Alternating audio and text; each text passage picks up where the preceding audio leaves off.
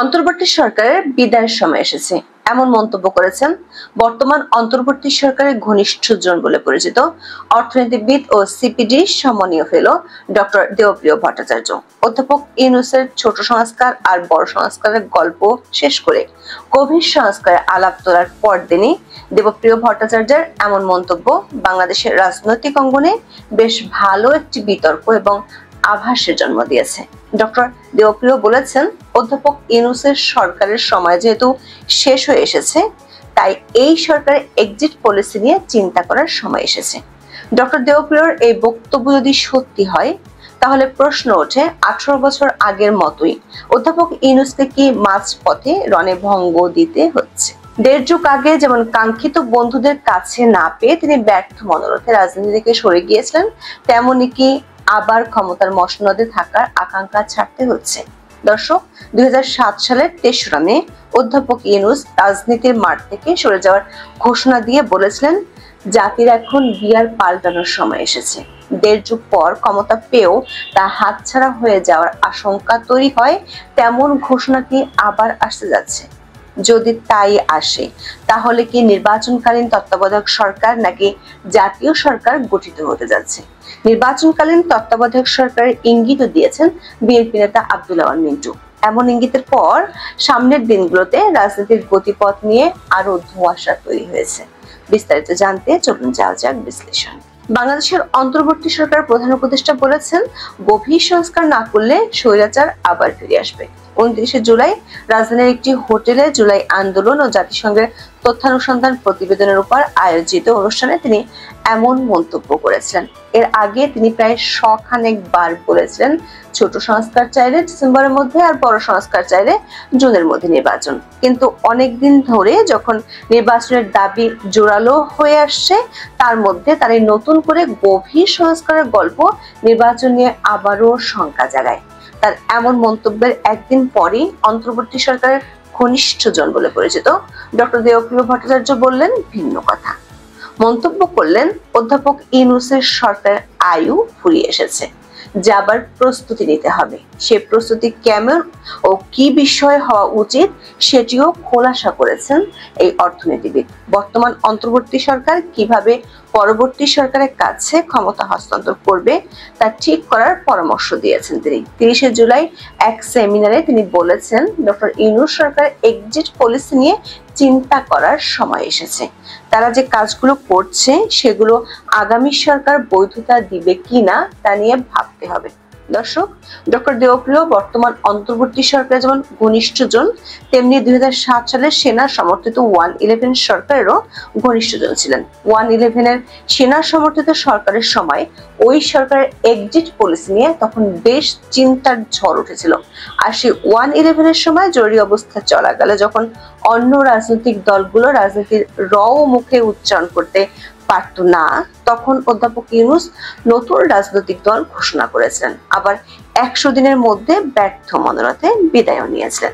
Doctor দেবপ্রিয়র মুখে বর্তমান সরকারের যে বিদায়ী সুর বেজেছে, তাতে রাজনৈতিক মহলে প্রশ্ন উঠেছে, অধ্যাপক ইউনূস কি তাহলে আরো একবার ব্যর্থ হয়ে বিদায় নিচ্ছেন? 2007 সালের 23 মে তিনি জাতির উদ্দেশ্যে চিঠি লিখে জানিয়েছিলেন কেন তিনি রাজনীতি থেকে বিদায় নিচ্ছেন। দর্শক, তখনকার পরিস্থিতির সাথে বর্তমান পরিস্থিতি এবং সেই চিঠিতে অধ্যাপক ইউনূসের তুলে ধরা কারণগুলোর সাথে বর্তমান সময়ের অনেক কিছুরই মিল খুঁজে পাওয়া যায়।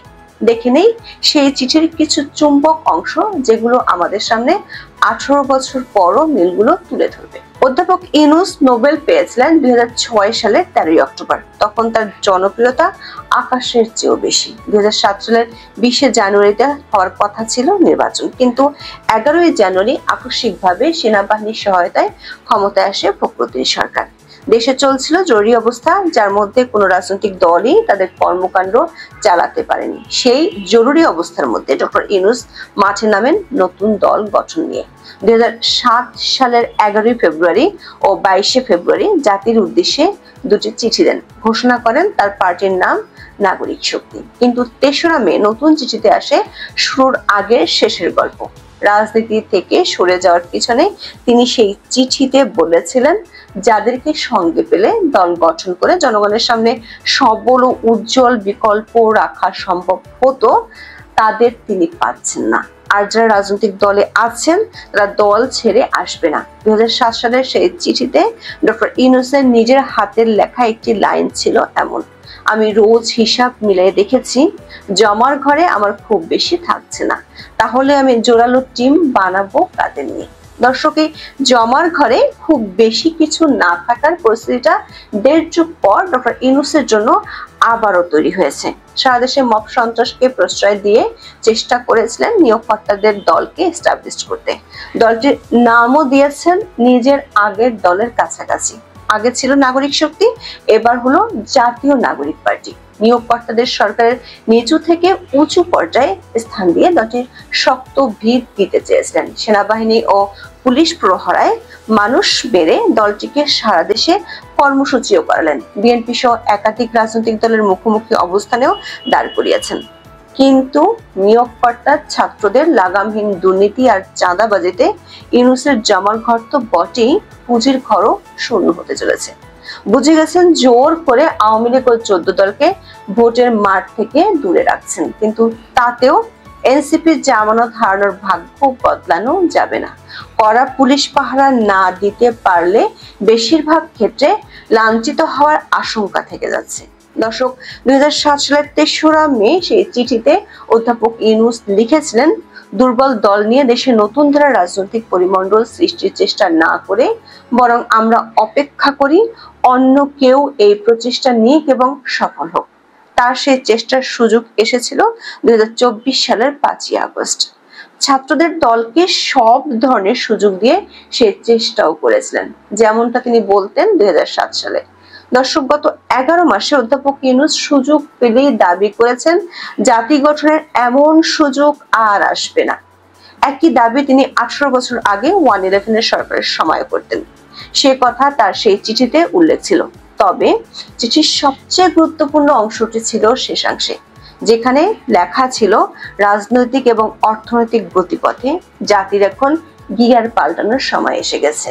আর বর্তমান প্রেক্ষাপটে সেই ইঙ্গিত দিয়েছেন ডক্টর দেবপ্রিয় ভট্টাচার্য, যিনি 2007 সালে অধ্যাপক ইউনূসের রাজনৈতিক দল গঠনের ক্ষেত্রে পর্দার আড়ালের লোক বলে পরিচিত।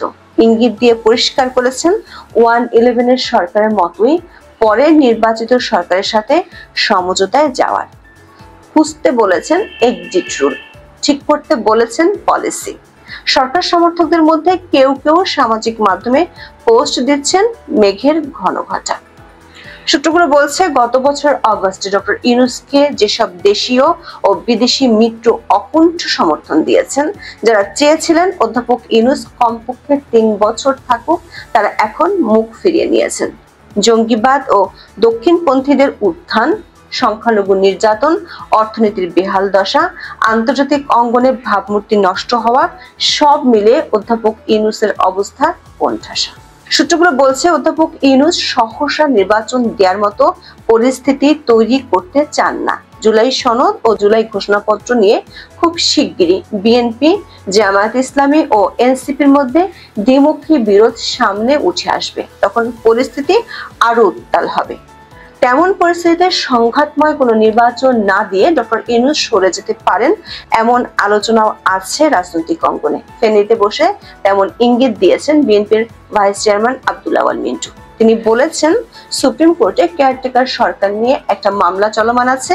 যদি রায় অনুযায়ী কেয়ারটেকার সরকার ফিরে আসে, তাহলে ডিসেম্বরের মধ্যে নির্বাচন হতে পারে। রাজনৈতিক মহলে আরো একটি আলোচনা আছে, সেটি হলো জাতীয় সরকার। একই ধরনের আলোচনা ছিল 111 সময় অধ্যাপক ইউনূস রাজনীতি থেকে সরে যাওয়ার ঘোষণা দেওয়ার পর।